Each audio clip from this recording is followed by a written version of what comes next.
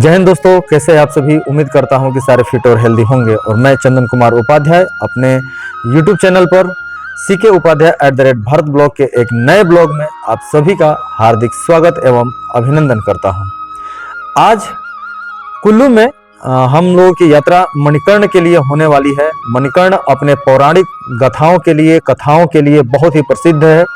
और आज हम भुंतर में उपस्थित हैं। भुंतर से ये यात्रा हमारी शुरू होने वाली है। यहाँ से ये पूरी यात्रा टोटल 35 किलोमीटर की होने वाली है।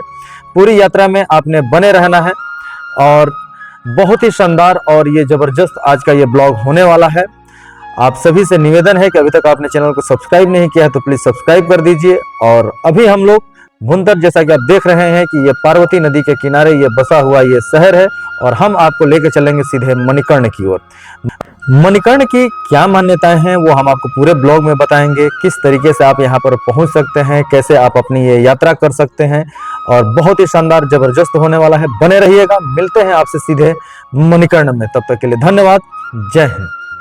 दोस्तों, अगर बात की जाए मणिकर्ण की तो कुल्लू के शहर के से ये लगभग 45 किलोमीटर की दूरी पर ये एक छोटा सा शहर पड़ता है, जिसकी यात्रा हम भुंतर से शुरू करने वाले हैं। दोस्तों, अगर हम बात करें कुल्लू की तो दोस्तों इससे पहले का हमारा ब्लॉग जो कि बिजली महादेव से संबंधित था उसको हम लोगों ने अपलोड किया हुआ है। अगर आपने उसको अभी तक नहीं देखा है तो जरूर जाकर आप हमारे चैनल के माध्यम से उसको देखिए। आपको कुल्लू के बारे में एक डिटेल जानकारी आपको मिलेगी। और अभी हमारी यात्रा, जैसा कि हमने बताया कि भुंतर से हम आगे की तरफ निकल रहे हैं। रास्ते में जो कुछ भी हमें दिख रहा है हम आपको बताने का प्रयास कर रहे हैं। आप देख रहे हैं हमारे बाईं तरफ पार्वती नदी। पार्वती नदी अपने बहुत ही वेग के लिए प्रसिद्ध है। पार्वती नदी का वेग बहुत ही ज़्यादा होता है और इसमें तैरना बड़े बड़े तैराकों के लिए आसान नहीं है। और कभी भी आप जब कभी बाहर से आए तो पार्वती नदी में घुसने का और ऐसी कोई प्रयास ना करें, क्योंकि इस वेग में अच्छे अच्छे लोग बह जाते हैं। और इसका वेग हम आपको आगे चल के दिखाएंगे। पूरे रास्ते को हम आपको दिखाने का प्रयास कर रहे हैं, क्योंकि हिमाचल जिसको कि देवभूमि के नाम से जाना जाता है, हिम के आंचल में जो कि बसा हुआ ये जगह है जिसको कि हिमाचल के नाम से जाना जाता है, और इसी का एक शहर है कुल्लू। और कुल्लू से, जैसा कि हमने बताया कि 45 किलोमीटर दूर का ये सफर है और भुंतर से ये 35 किलोमीटर का हो जाता है। मणिकर्ण, जिसकी की ऊंचाई समुद्र तल से 1760 मीटर की ये ऊंचाई पर वहां पर स्थित है। और हिंदू धर्म के साथ साथ ही ये सिख धर्म के लिए भी ये बहुत ही पवित्र स्थल है, क्योंकि उसका संबंध महादेव के साथ साथ गुरु नानक देव से भी इसका माना जाता है। और रास्ते का सफर हम लोग तय कर रहे हैं। पूरे रास्ते में हमारे साथ विकास भाई साहब हैं जो कि कैमरे पे काम करेंगे, और हमारे साथ हैं यहाँ के लोकल हमने ले रखा है दिलीप भाई साहब को, जो कि पूरे रास्ते में हमारे साथ सारथी का काम कर रहे हैं। रास्ता बहुत ही मनोरम और शानदार हो रहा है। आप देख सकते हैं कि दोनों तरफ चीड़ और देवदार के पेड़ इस पूरे इलाके की शोभा को बढ़ाने का काम करते हैं। और जैसा कि हमने पिछले ब्लॉग में बताया था कि जैसे ही आपको देवदार के पेड़ दिखने लगे तो आपको ये समझ जाना चाहिए कि यहाँ पर ठंड ज़्यादा है। और यहाँ की वनस्पति से ही पता चलता है कि इस इलाके में ठंड काफ़ी है। रास्ते में बहुत सारे और भी फेमस प्रसिद्ध स्थल पड़ते हैं, जैसे कि कसोल को हम आपको एक अलग ब्लॉग में बताएंगे। और इस पूरी यात्रा को हम लोग 2 पार्ट में डिवाइड कर रहे हैं, क्योंकि पहले पार्ट में हम सिर्फ आपको महादेव के स्थान तक लेके जाएंगे और सेकंड पार्ट में हम आपको, जो कि वहां पे गुरुद्वारा साहिब हैं, उनको हम आपको सेकंड पार्ट में विजिट कराएंगे।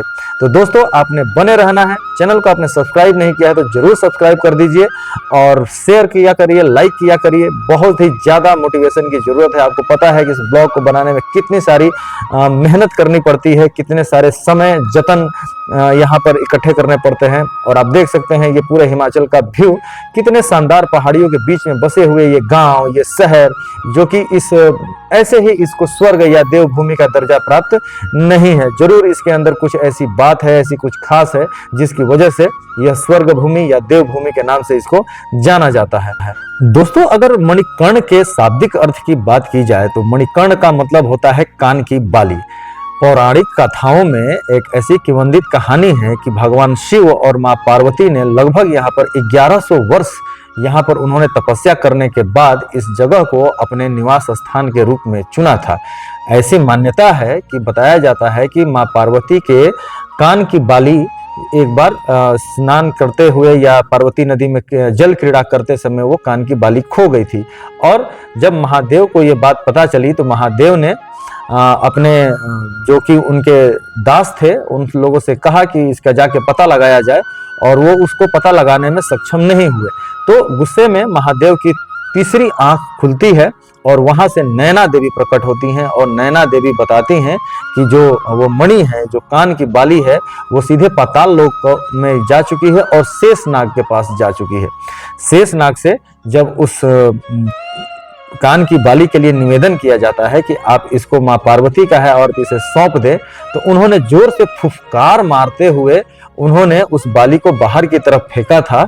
और तब से बताया जाता है कि उनके फुफकार से उस पूरे क्षेत्र में गर्म कुंड जो है कि वो फूट पड़े, और अलग अलग जगहों पे गर्म कुंड वहां पर आपको बताए जाते हैं, प्राप्त होते हैं। तो हम लोग जाके बिल्कुल उसका विजिट करेंगे, आपको पूरे ब्लॉग में दिखाएंगे। बहुत ही शानदार ये ब्लॉग होने वाला है, आपने बने रहना है, क्योंकि पूरा असली व्यू तो अभी आपको बाकी है, देखना बाकी है। तो दोस्तों, जब मणिकर्ण, जब उसका नाम पड़ा, क्योंकि कान की बाली, मणिकर्ण कान की बाली से हो जाता है मणिकर्ण, और जब वहां से फुंकार मारकर ये चीजें बाहर निकलती है तो बताया जाता है कि वहां पर अलग अलग गर्म कुंड फूट पड़ते हैं। और आज के समय में यह मान्यता है कि अगर किसी का शरीर में किसी प्रकार के रोग हो, व्याधि हो, चर्म रोग हो, अगर लगातार वहां पर उस कुंड में वो स्नान करता है तो इन सारी बीमारियों से उसको मुक्ति मिल जाती है, और उसके शरीर में बहुत सारे परिवर्तन आते हैं जो उसके स्वास्थ्य के लिए बहुत ज्यादा फायदेमंद होते हैं। कई जगह पे ऐसा भी बताया गया है कि भगवान शिव के द्वारा वहां पर जिस तरीके से उन्होंने अपना तीसरा नेत्र खोला था और शेषनाग ने जो फुंकार मारी थी, तो बहुत सारी मड़ियां जो कि पाताल लोक से थी वो बाहर की तरफ आ गई थी। तो माता पार्वती ने सिर्फ अपने कान की बाली को चुना था और सिर्फ बाद में उस सारे मणियों को पत्थर में कन्वर्ट कर दिया था। वहां पे और भी अलग अलग मंदिरें हैं, भगवान राम का भी मंदिर है दोस्तों, तो उस मंदिर को भी हम आपको सेकंड पार्ट में दिखाएंगे। मैं आपको पहले से ही बता देता हूं ताकि आपको कोई कंफ्यूजन ना रहे। और अभी जो हम लोग गुजर रहे हैं ये कसोल से गुजर रहे हैं। कसोल जो कि हिमाचल का बहुत ही फेमस स्थल है, इसका एक अलग से ब्लॉग हम जब उधर से वापसी करेंगे तो एक अलग से ब्लॉग स्ट्रीट व्यू हम आपको बताने का प्रयास करेंगे। आप देख सकते हैं किस तरीके से पहाड़ों को, कंदराओं को काट करके ये रास्ता, ये संकरा रास्ता बनाया गया है। कमजोर दिल वाले तो यहाँ पे आके डर जाते हैं, उनकी वॉमिटिंग शुरू हो जाती है, लेकिन आप कभी कमजोर दिल के नहीं हो सकते। आप आइए, आपका स्वागत है। और आप देख सकते हैं हम आपको दिखाएंगे इस पुलिया के माध्यम से इस पार्वती नदी के वेग को। ये है वो पार्वती नदी और ये स्पीड बताया जाता है कि इस स्थान पे बहुत सारी दुर्घटनाएं होती रहती हैं और जो कुछ भी इस नदी में जो कोई गया वो आज तक बाहर नहीं निकल पाया। तो दोस्तों अब आप देख सकते हैं कि धीरे धीरे हम लोग बिल्कुल पहुंच चुके हैं मणिकर्ण की तरफ, और ये वो जगह है जहां पे मणिकर्ण का लास्ट हमारा पॉइंट होगा और यहाँ से हमारी पैदल यात्रा शुरू होगी। तो दोस्तों आपने बने रहना है, बहुत ही शानदार और ये जबरदस्त व्यू आपके समक्ष प्रस्तुत है और आप बने रहिए और बहुत ही शानदार है और आपने बने रहना है। प्लीज चैनल को सब्सक्राइब जरूर करिए। धन्यवाद। अभी हम लोग पूरे सफर को शुरू होगा, ये लास्ट पॉइंट है। यहाँ पे जब भी आप किसी गाड़ी के साथ, वाहन के साथ आते हैं तो आप देख सकते हैं कि यहाँ पे ये पूरी पार्किंग और ये रिसोर्ट वगैरह यहाँ पे बने हुए हैं। और यहाँ से अब हम लोग आगे का सफर तय करेंगे। सामने से एक ब्रिज है, उसको पार करते हुए ठीक थोड़ी ही दूर पे यहाँ पे मणिकर्ण धाम है, जहाँ पे हम लोग जाकर वहाँ पे दर्शन करेंगे, विजिट करेंगे। और इस पूरी यात्रा में विवेक भाई साहब तो बहुत शानदार तरीके से पूरे वीडियोग्राफी का काम कर रहे हैं। और इस पूरी यात्रा में हमारे साथ रहने वाले विपुल भाई साहब जो कि यहाँ के लोकल है और जो कुछ भी ये गाइड कर सकते हैं, ये अपनी तरफ से गाइड करने का प्रयास कर रहे हैं। जो कुछ भी जानकारियां हमने हासिल की और कुछ जो लोकल जानकारियां हैं वो विपुल भाई साहब के साथ हम लोग आपके साथ साझा कर रहे हैं, क्योंकि आप कहीं भी जाइए एक लोकल गाइड का होना बहुत जरूरी है, ताकि जो कुछ भी हम बातें आपके साथ शेयर कर रहे हैं उस पर सत्यता, प्रामाणिकता उस पर बनी रहे। तो दोस्तों बहुत जल्द हम लोग पहुंचने वाले हैं सीधे मंदिर पे, बने रहिएगा। तब तक के लिए धन्यवाद, जय हिंद। तो दोस्तों अब आगे का सफर शुरू करते हैं और आगे विपुल भाई साहब और विवेक भाई साहब, क्योंकि विवेक भाई साहब काफी देर से कैमरे के सामने नहीं थे तो उनको भी लेना बहुत जरूरी था। और आप देख सकते हैं कि एक बार पीछे मुड़ जाओ जी, ये बिल्कुल शिवाजी महाराज वाला लुक है अगर आधुनिक युग में शिवाजी महाराज होते तो कुछ ऐसा ही उनका लुक होता, जैसा कि अभी तक हम लोग उनको ही प्रतिबिंब हर जगह देखते हुए आ रहे हैं। तो बहुत ही शानदार लुक के साथ, अपने गेटअप के साथ, और हम लोग अब आगे की तरफ बढ़ते जा रहे हैं। आप देख सकते हैं बहुत ही शानदार पार्किंग है यहाँ की, और बहुत सारे श्रद्धालु और बहुत सारे सैलानी यहाँ पर पहुँचते हैं। हम लोग भी यहाँ पहुँचने का प्रयास किए हैं। वीडियो थोड़ा सा लंबा हो जाएगा क्योंकि हम लोग बिल्कुल डायरेक्ट शूट कर रहे हैं, तो इसलिए आपको बने रहना निहायत ही आवश्यक है। और अब यहाँ से हम लोग आगे की तरफ बढ़ते जाएंगे। जब कभी भी आप आइए यहाँ पे आपको एक लोकल गाइड लेना बहुत जरूरी है, ताकि जो लोकल लोग काफी बेहतरीन तरीके से यहाँ पर बताते हैं। और विपुल भाई साहब हैं, जब कभी भी आइए, अगर आप हमारे ब्लॉग के थ्रू आएंगे तो विपुल भाई साहब का नंबर आपको हमेशा के लिए मिल जाएगा, और आप इसमें विपुल भाई से कांटेक्ट कर सकते हैं। बहुत ही सस्ते में आपको ये यहाँ पे पूरा विजिट करा सकते हैं। और कुल्लू में जब भी आइए आपको कांटेक्ट करने की जरूरत पड़ेगी, आप इनसे कर सकते हैं। और अभी हम लोग ये देख सकते हैं सामने से ये ब्रिज को पार कर रहे हैं। पार्वती नदी है यहाँ पर, और पार्वती नदी का यहाँ पे अलग ही महत्व है और बहुत ही तेज प्रवाह से बहती है। आप इस नदी की प्रवाह को देख करके धोखा नहीं खाना है कि ये हल्के में है और कम स्लो में है। यहाँ पे किसी भी चीजों का पता तक नहीं चलता है कि कब चीजें किस तरीके से बदल जाती हैं। पहाड़ है, मौसम बहुत ही शानदार। आप देख सकते हैं कि यहाँ के लोगों का घर, आवास और अलग अलग लुक के साथ काफी एंजॉय कर रहे हैं लोग। और साथ ही आप ये देख सकते हैं यहाँ पे पार्वती नदी। कुछ जानकारियां हैं कि अभी हमें कलेक्ट करना बाकी है, और अब हम लोग धीरे धीरे मंदिर की तरफ बढ़ते जा रहे हैं। और यहाँ पे बाइक्स वगैरह भी काफी आसानी से लोग आते जाते रहते हैं। और आप देखिए यहाँ पर विवेक भाई अलग अलग पोज के साथ फोटो सेशन में। ओहो क्या बात है। और अब हम लोग बढ़ते हैं आगे की तरफ। बहुत दूर दूर से लोग यहाँ पर आते हैं दर्शन करने के लिए। जैसा कि हमने बताया था कि ये क्षेत्र हिंदू और सिख दोनों ही धर्मों के लिए काफी महत्व रखता है। और अब यहाँ से लेफ्ट की तरफ, ओहो महादेव नंदी प्रभु। और आप देखते जाइए आगे, हम लोग जो कुछ भी है आपको दिखाने का प्रयास करते जा रहे हैं। यहाँ पे लोकल शॉप, जो भी स्थानीय लोग हैं, बाहर से आने वाले लोगों के लिए अपनी तरफ से इनकी शॉप्स, दुकानें वगैरह, थोड़ी सी क्योंकि ट्रांसपोर्टेशन चार्ज यहाँ पे ज़्यादा हो जाता है तो थोड़ी चीज़ें यहाँ पे महंगी हो जाती है।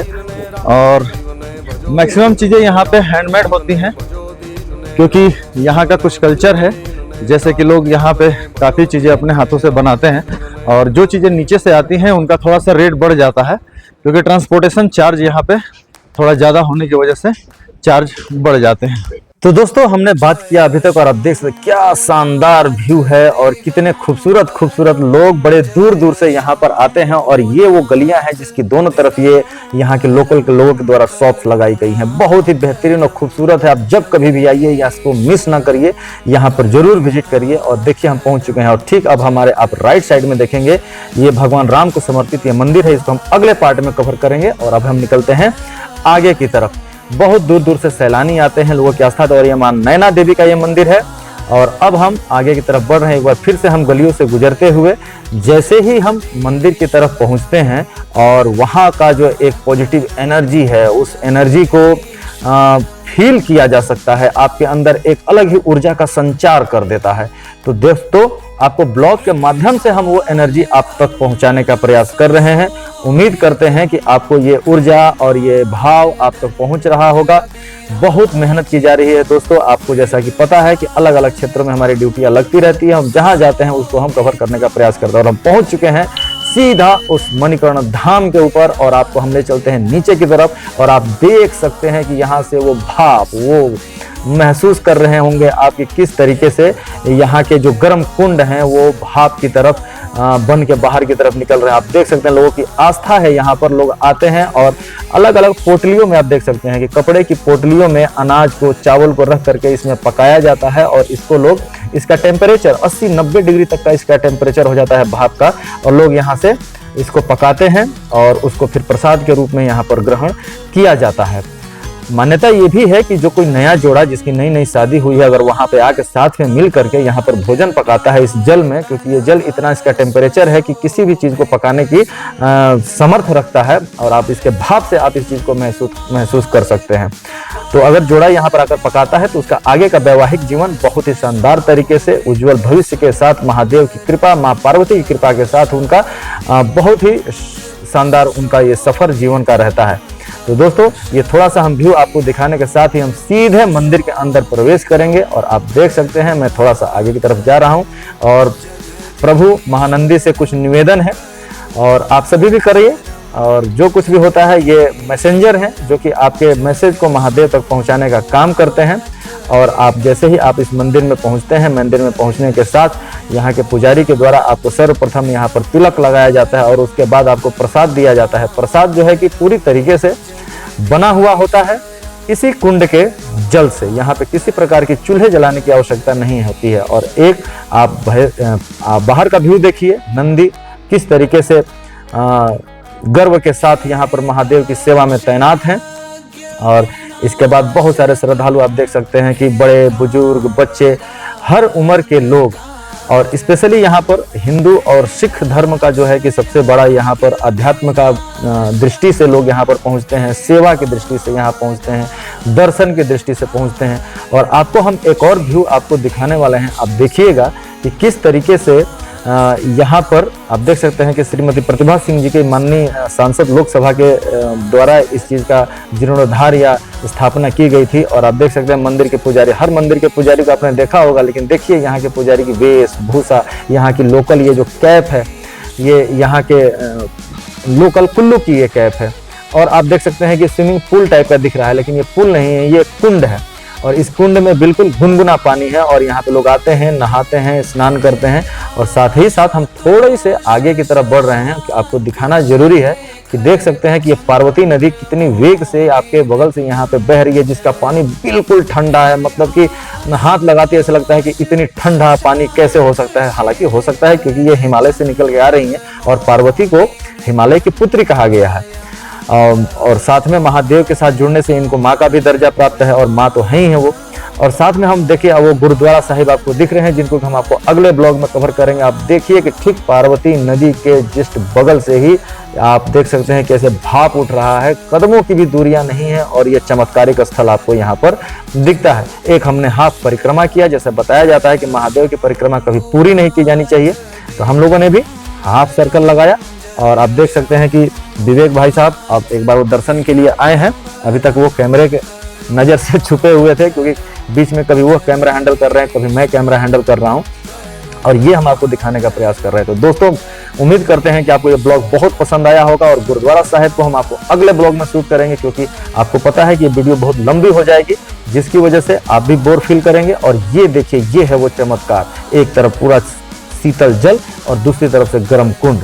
तो दोस्तों, यकीन मानिए आपको हम फिर से मिलेंगे, जल्द मिलेंगे एक और नए ब्लॉग में, जो कि गुरुद्वारा साहिब का होगा। इसमें गुरु नानक देव से जुड़ी हुई जो कुछ भी कथाएं हैं, जो कुछ भी कहानी आप तक हम बताएंगे, पहुंचाएंगे। तब तक के लिए धन्यवाद। जय हिंद, स्वस्थ रहें, मस्त रहें, हर हर महादेव।